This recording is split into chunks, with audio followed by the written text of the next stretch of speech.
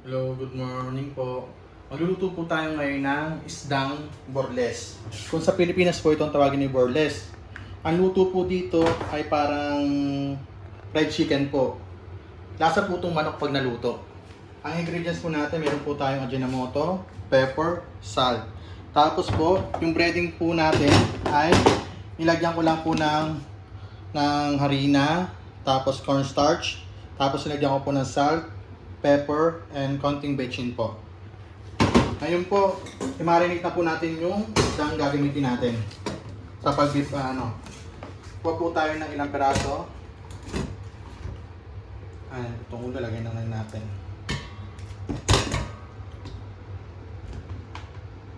Masarap po ito pag naluto, lasang manok. Timplahan na po natin ng asin,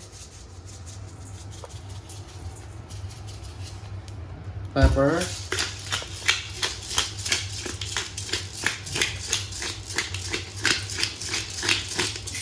at konting bechin.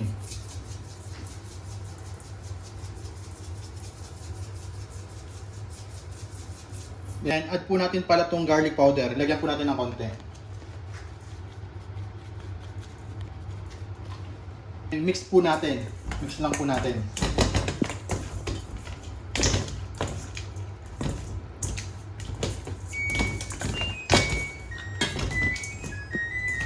Ngayon po, magpiprito po tayo. Kanipin na po, nagprito po ako ng fried chicken. Dito na rin po natin ipiprito yung isda. Pwede na po natin yung kawali.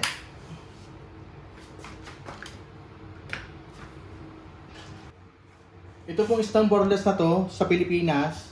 Dati po binibili po ito ng nanay ko. Mura lang po ang kilo nito. Nung nalaman po nila na medyo masarap po at malamang po itong isdang to, mga ilang taon po, medyo nagmahal na rin po siya. Madalang lang po kasi itong mabili. Pero masarap po ito, lasa pong manok po ito pag naluto. Kung tawagin po ito sa San Pablo, ay borles pong isda, borles. Lagyan po natin po pala na itong itlog. Para kumapit po yung isda dito.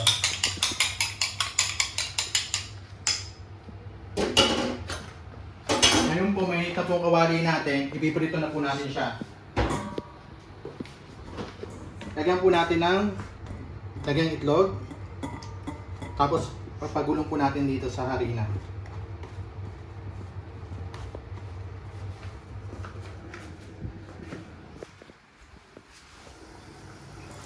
Then itlog.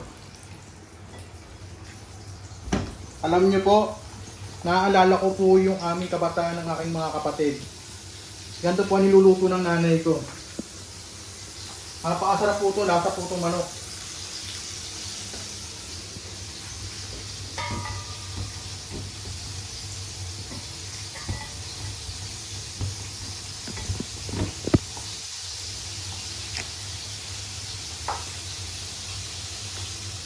Pati ulo nito, kain po.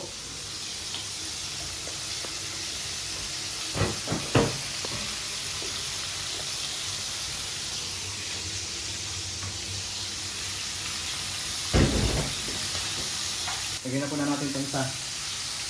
Hintayin lang po natin mga 5 minutes po, tapos babalik po natin. Tapos po, 5 minutes, luto na po siya. Balik na po natin. Ito pong isdang punto, dati hindi po ito kilala sa San Pablo. Hiniray lang po ito ng nanay kong bilhin, tapos pinakain po sa amin. Yung po, masarap po pala, lasang manok.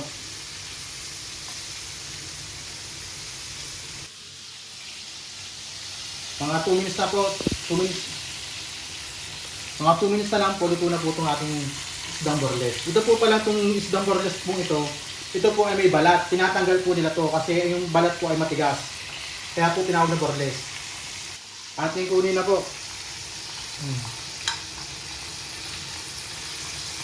Hindi ko na po inubos yung iba kasi po ako lang naman po kakain ito kasi nagluto po ako ng manok. Baka kasi po hindi kainin ng mga bata.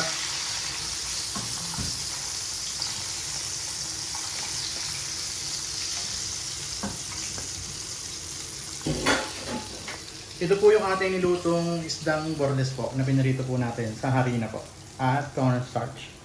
Bye-bye.